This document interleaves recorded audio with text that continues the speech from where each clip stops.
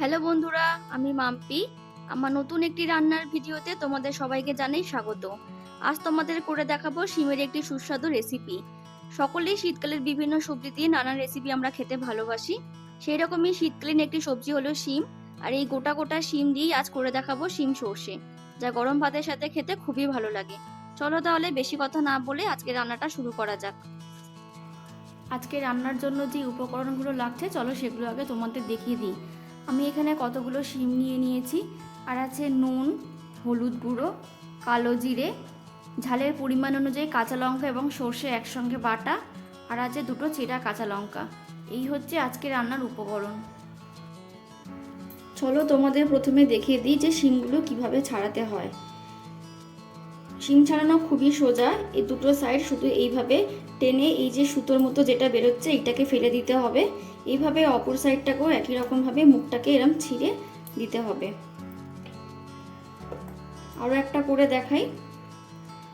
এইভাবে এক প্রান্ত ধরে এইভাবে সুতোর মতো এই অংশটাকে ফেলে দিতে হবে। অপর প্রান্ত ঠিক এইভাবে টানলেই এই অংশটা বেরিয়ে আসে। এইভাবে আমরা সমস্ত শিমগুলোকে ছাড়িয়ে নেব। দেখো, টানলেই খুব সুন্দরভাবে এগুলো উঠে আসে।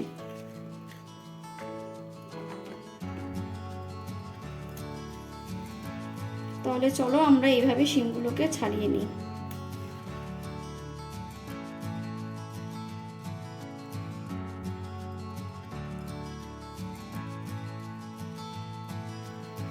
আমার সবগুলো শিম ছাড়ানো হয়ে গেছে, আর দেখো এইগুলো বেরিয়েছে।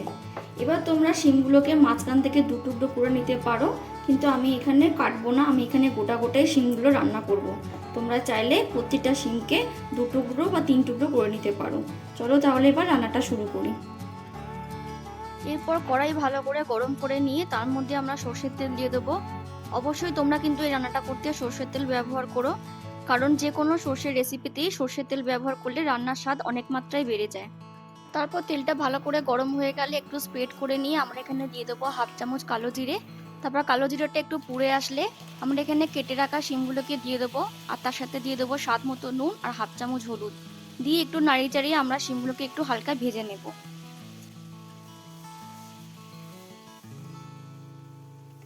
কয়েক সেকেন্ড অন্তর অন্তর একটু এপিট ওপিট করে নিয়ে শিমগুলোকে দু পিঠে ভালো করে ভেজে নিতে হবে।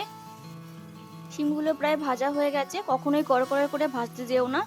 একটু গায়ে লালচে রং ধরলেই এখানে আগে থেকে বেটে রাখা সর্ষেটা আমাদের দিয়ে দিতে হবে। তারপর শিমের সাথে সর্ষেটা ভালো করে মিশিয়ে নিয়ে দুটো চেরা কাঁচা লঙ্কা দিয়ে এখানে চাপা দিয়ে 3-4 মিনিটের জন্য ফুটতে দিতে হবে। ফিরে এলাম 5 মিনিট পর। দেখো এখানে সর্ষের জলটা অনেকটাই কমে গেছে, বেশ মাখো মাখো হয়েছে। এই সময় তোমরা নুনের পরিমাণটা এখানে চেক করে নিও, যদি কম বলে মনে হয় তাহলে নুন এখানে অ্যাড করে দিও। তারপর এখানে আর কিছু করার নেই, আমাদের আজকে শিম সর্ষে একেবারে রেডি। তাহলে বুঝতেই পারছো কত সহজে এবং কম সময়ের মধ্যে এই রেসিপিটি করা যায়। তোমরা এইভাবে বাড়িতে করে দেখো, আশা করি ভালো লাগবে। গরম ভাতের সাথে এই রান্নাটা খেতে সত্যি খুব ভালো লাগে। তাহলে বন্ধুরা, আমার আজকের ভিডিওটা কেমন লাগলো প্লিজ কমেন্ট করে জানিও। ভালো লাগলে একটা লাইক করে দিও আর আমার চ্যানেলটাকে সাবস্ক্রাইব করে দিও। দেখা হবে পরের কোনো একটা রান্নার ভিডিওতে। ততক্ষণের জন্য ভালো থেকো, সুস্থ থেকো আর অবশ্যই সাবধানে থেকো। টাটা।